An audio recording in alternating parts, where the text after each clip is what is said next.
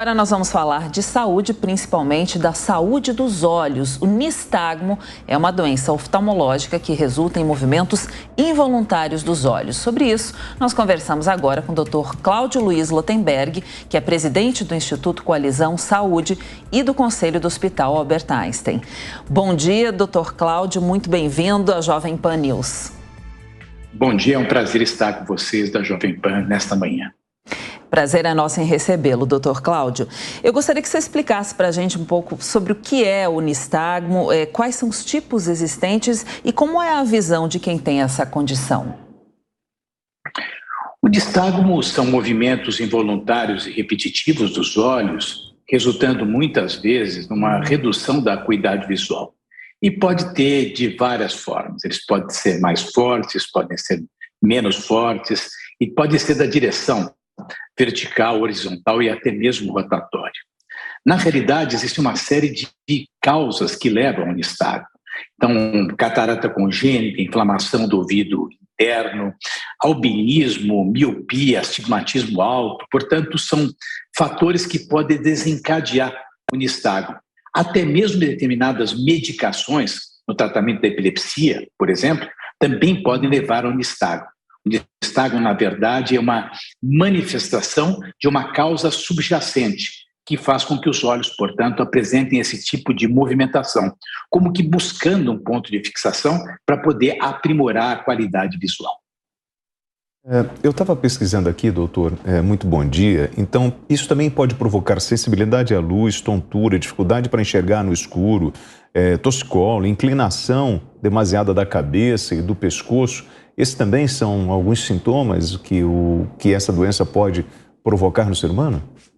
Sim, você está correto, né? Pode ter fotofobia, pode ter dificuldade de enxergar no escuro, pode ter tontura, tem problemas de percepção, inclusive de profundidade, porque para que a gente possa ter a noção de profundidade, existem duas formas. A primeira delas é o desenvolvimento de todo o sistema neurosensorial, que é fruto, logicamente, da conjugação da visão bilateral. Quando o paciente enxerga muito pouco de um olho, por exemplo, e muito bem de outro, a noção de profundidade fica prejudicada. A gente observa muito nos casos de estrabismo esse tipo de distorção. O paciente que tem nistagmo também tem esse tipo de problema. A segunda forma de a gente poder entender a noção de profundidade, quando os olhos não trabalham de maneira conjugada, como é o caso do próprio nistagmo, é através da experiência. Através da experiência, nós sabemos o que está mais para frente, o que está mais para trás. Isso tem uma implicação, inclusive, na alocação de uma atividade profissional, porque existem atividades profissionais, por exemplo, um piloto de avião, para quem essa noção de profundidade não pode ser fruto somente de uma experiência, tem que ser algo que realmente o cérebro consiga trabalhar adequadamente. Então, são outras manifestações que podem cursar, portanto, com nistagmo, como você bem aqui colocou.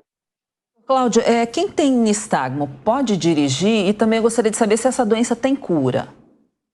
Olha, dependendo da causa subjacente que deu origem ao nistagmo, pode. Tem pessoas que têm nistagmo e tem aquilo que a gente chama, como oftalmologista, de 20-20, visão de 100%. Como tem pacientes que têm uma catarata congênita, e essa catarata congênita, portanto, levou uma deprivação visual muito profunda e, portanto, a recuperação visual é impossível, esse paciente pode não ter uma visão útil que dê a ele a condição necessária para dirigir com segurança. Então, como eu disse, depende da causa que levou ao nistagmo. O paciente que tem um nistagmo, uma manifestação pelo uso de um medicamento, ele não tem uma alteração visual. Ele tem algo que é transitório. Uma vez cessada a utilização desse medicamento, esse tipo de movimento, ele se interrompe. Portanto, absolutamente apto a dirigir sob qualquer outro tipo de condição. José Maria Trindade, sua pergunta.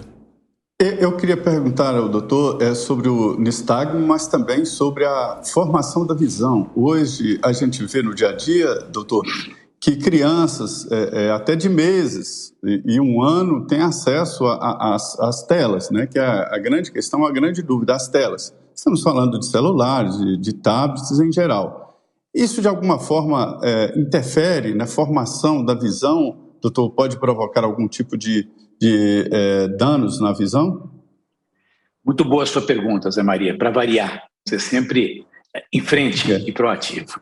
Na realidade, o amadurecimento do sistema visual acontece desde os primeiros minutos de vida. Para você ter uma ideia, se nós deprivarmos um olho durante 2 dias e deixarmos o outro olho aberto, nessa fase, você já vai ter uma diferença no amadurecimento da visão.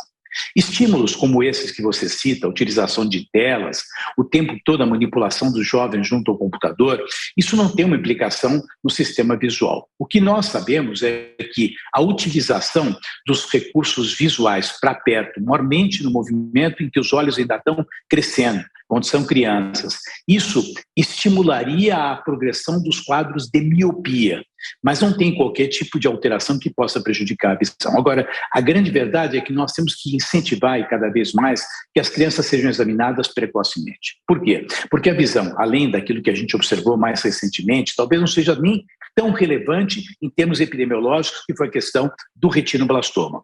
Mas o amadurecimento visual, ele tem muita conotação em todo o desenvolvimento cognitivo. Então, a visão madura tem uma importância nas questões de desenvolvimento escolar. Portanto, você chama atenção para algo que eu acho que é significativo. As telas, propriamente ditas, elas não têm nenhum tipo de implicação que possa prejudicar o desenvolvimento visual de uma criança.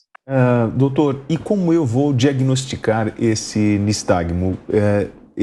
Por exemplo, principalmente numa criança, isso aparece em um determinado momento de uma faixa etária? Como surge o primeiro sintoma? Olha, novamente, não é algo dependente da faixa etária, é algo que depende da existência de algum fator motivador para que esse nistagmo esteja acontecendo. Como é o caso, por exemplo, de uma catarata congênita, como é o caso, por exemplo, de um alto grau de astigmatismo, um albinismo ou uma alteração do tecido iliano. O que nós, enquanto pais, o que nós, enquanto educadores e médicos, observamos são os movimentos rotatórios que acontecem em determinadas condições quando o paciente está olhando, em geral, para frente. Então, essa oscilação constante do olho chama atenção e aí a questão é que nós temos que encaminhar para um médico especialista para tentar encontrar a explicação para esse tipo de achado, que, logicamente, não é achado normal. Muito bem, agradecemos então a presença do Dr. Cláudio Luiz Lotenberg, que é presidente do Instituto Coalizão Saúde do Conselho do Hospital Albert Einstein. Agradecemos a sua presença nesta manhã de domingo aqui na Jovem Pan News. Um bom dia, um ótimo domingo para o senhor. Bom dia, muito obrigado, é um prazer estar com vocês da Jovem Pan. A hora certa na